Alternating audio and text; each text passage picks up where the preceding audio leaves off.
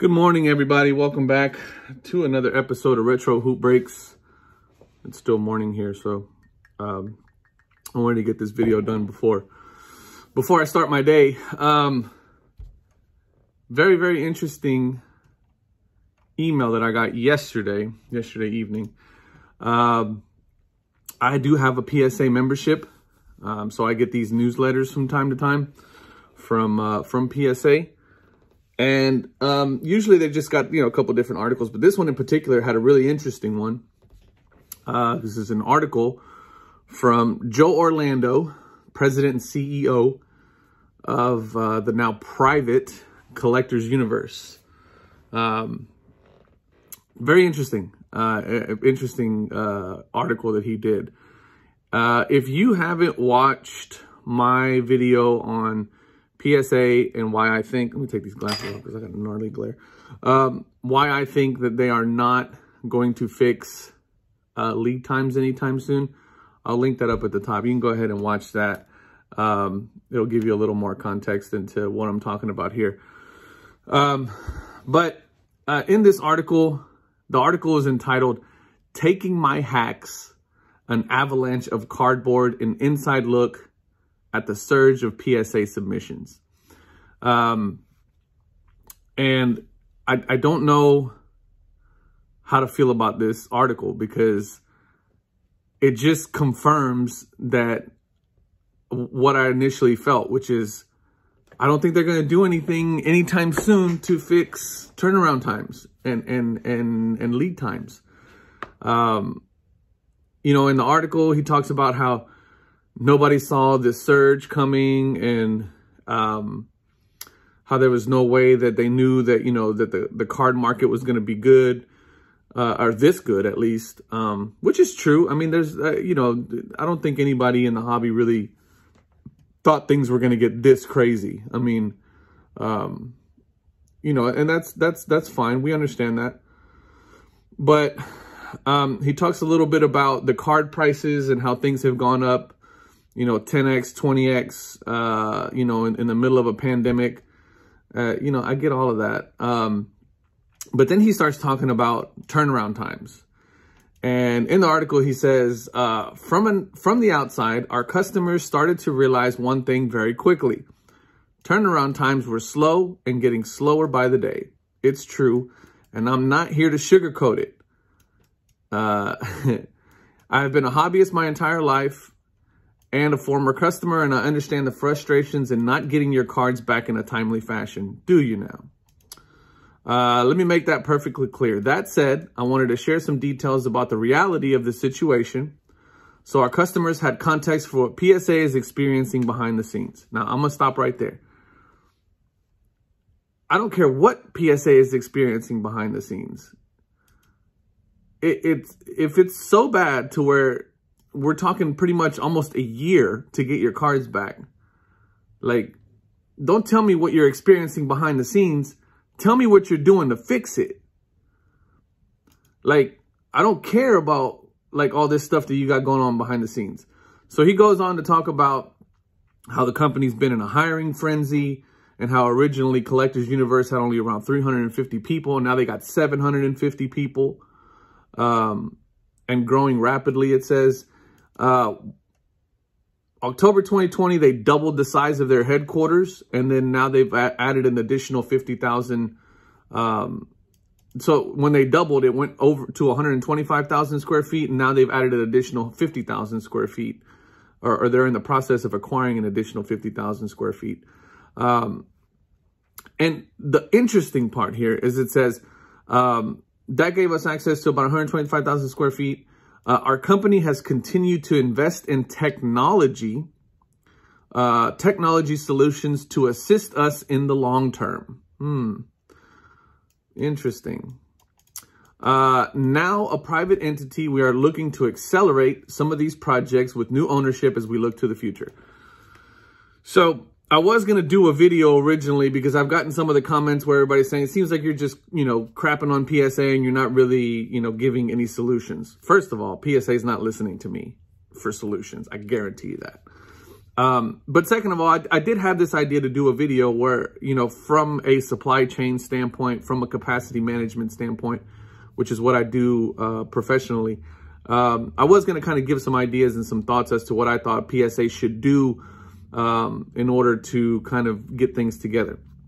And one of the things that I think they should do is immediately stop bulk orders. Stop the bulk orders. Do not take any more bulk orders. But they won't do that. And the reason why they won't do that is because they're going to piss off the people who are doing these bulk submissions and making stupid money off of bulk submissions. They're not going to do that. So because of that one thing alone, I don't think they're ever going to get their lead times under control. But another thing, and to that point, he refers to this wave of cards as a tsunami. 500,000 cards a week is what PSA is getting. 500,000 cards. Just think about that for a second. 500,000 cards a week is what they're getting. They will never get from underneath that. You will never, mark my words. Today's March 24, 2021. The lead times are only going to get worse this year, and they're not going to get better for at least another 18 months. I think within the next 10 months, 8 to 10 months, they're going to get worse, and they're not going to start turning around until after that. And even then, they're not going to slow down.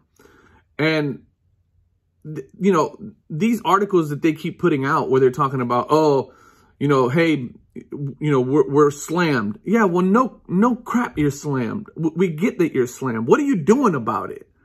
And telling me that you've hired 300 people and you're getting a bigger facility doesn't mean anything when you're not doing anything to slow the influx of orders. And that tells me that you only care about the money. You only care about what's coming in terms of the business. I mean, for those of you that bought Collectors Universe stock, you know, it went 3x within a matter of 10 months. So we know they're making money hand over fist, and that's fine. I don't knock a business for making money, but it gets to the point to where you're like really, you know, alienating your core people, which is, you know, the collectors. The flippers are coming in and they don't care. They'll spend $10,000 to grade, you know, 500 cards and then hope to sell the entirety of those cards for $20,000 and double their money. They don't care about it. It's ultimately when those guys move on to the next hot thing. It used to be sneakers. Now it's sports cards. They're going to move on to something else. And you're still going to be left with a group of collectors that used to be your core business that during the time that the flippers came in, you ostracized and you pushed them to the side. When those flippers move on to the next thing to flip, you still have to service this market, which you've pissed off now. And I think that's where they're going wrong. Another thing I was going to mention in that what PSA could do video is invest in some technology that's going to help them with the things that are, you know, that are not subjective. Corners, centering, edges, you know, those are things that they could be using some technology for. And it seems like according to this, it sounds like that's what they're doing. But I don't want to make this video too long, but the last point that they made here is, I think it's a really funny one, because he says there's no magic pixie dust that they can throw on this to fix the problem. And that with this article, they're hoping that people understand what they're going through. No, I perfectly understand what you're going through. You took way more orders than you can process, and you plan on doing zero about it. Zero. There's nothing in this article that says, hey, here's what we're going to do to fix the turnaround time situation. There just isn't. This article is nothing more than it's a PR move. And I don't understand what they're doing. It says that we're extremely excited about the future. there was one thing where he said, okay, here it is. It says, we want you to be informed, us, the customers, but there is no magic pixie dust PSA can throw at the problem. We can't just go faster. Well, no, we know you can't go faster. But how about you slow things down on the receiving end of the orders? Since we are dealing with valuables, your valuables, and the last thing we're going to do is ruin the PSA brand by doing things the wrong way. You already ruined the PSA brand. People are moving to SGC and BGS and, well, not really BGS, but HGA and SGC in droves. And I just don't get it. I don't get it. The only people right now who are sending stuff to PSA are flippers, in my opinion. That's got to be the only people that are sending, because a real collector is not gonna, they're not gonna wait, and they're not gonna go through this nonsense. And then the last thing it says PSA will do everything it can to keep attacking our immense backlog, which currently totals several millions of cards. Several millions of cards. So the customer experience improves. That's what they're trying. They say they're attacking their immense backlog. In the meantime, I will not bother asking that you bear with us. Come on, guys. I mean, the only desire is that our customers have a full appreciation for the size of the cardboard avalanche. And get this, he signs off, never get cheated, Joe Orlando. Get the out of here, man. I mean, to me, this... To anybody, this is why I wanted to do this video. To anybody who's watching this, and I'm really curious. To anybody who's watching this and says, I'm still going to submit with PSA, I really am curious as to why. Why you will continue to support a company who clearly has nothing in mind other than their bottom line. That's the reason why they went. That's the reason why they went from a publicly traded company to a privately owned company. Somebody out there saw the immense cash cow that this company could be, and took it off of the public market. Why would you submit to PSA right now? Why? We are seeing HGA and SGC both sell for just as much, if not more, than PSA cards. Their lead times are much lower. SGC right now has no backlog. I don't understand. I don't get it. I really don't. But anyway, I wanted to make this video. I'm holding to my original thought that PSA is not doing anything to fix their turnaround times still. And here we are in the middle of, this is March now, end of March. We're end of Q1 pretty much. And I don't see it getting any better. They're not going to do anything, because the one thing that they need to do in order to get turnaround times back under control and get through their backlog is to stop taking orders. I mean, it's simple math, people, right? They're getting over 500,000 cards a week, and they currently have a backlog of several million cards. It's not going to get any better anytime soon. So I can't, it blows my mind to watch other videos of other YouTubers who are collectors of PSA sit there and really try to defend, what's going on with PSA. It's ridiculous. I mean, ridiculous. But anyway, I'll leave y'all with that. Tell me what you guys think. If you are a PSA submitter, if you were a PSA collector, are you still submitting to PSA? If you finally given up on PSA and said, you know what, screw this, I am not taking part in this anymore, who's your go-to? Who are you going to? For me, it's SGC. You guys have known that. And whenever I can get in on the lottery, I'm submitting to HGA. But who are you going with? And does this really, I mean, is this the company that you want to represent if you are still with PSA? I just don't understand it. So anyway, leave me a comment down below. Let me know what you think. Let me know what your thoughts are on all of this. Again, I'm not touching PSA with a 10-foot pole right now.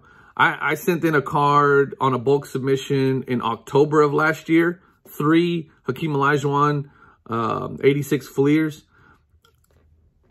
Who knows? Like I said, Christmas this year before I get those back. So I really don't know what's going on there. But I just think it's hilarious that they send out these videos to these folks, or to those of us who have a membership, and really expect us to take this and go, oh, they're doing great. They're actually making some head. No, they're not.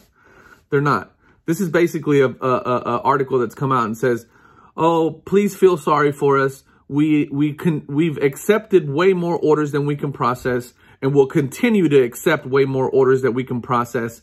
Please continue to give us your money, and we will continue to jack up the price. And please feel sorry for us. Man, get the hell out of here. Anyway, well, as always, that's the last little bit there.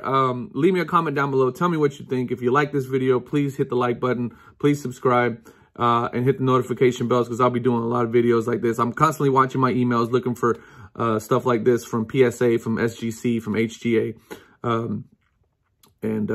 Yeah, so if you guys can leave me a comment, that'd be great. And share this video on your group pages and stuff like that. I'm going to be setting up a subreddit and a Facebook group coming up soon. And then I have another little thing that I'm working on right now that I'll be kind of announcing that as that gets developed. So thank you guys again. I love you guys. Y'all know it. Peace.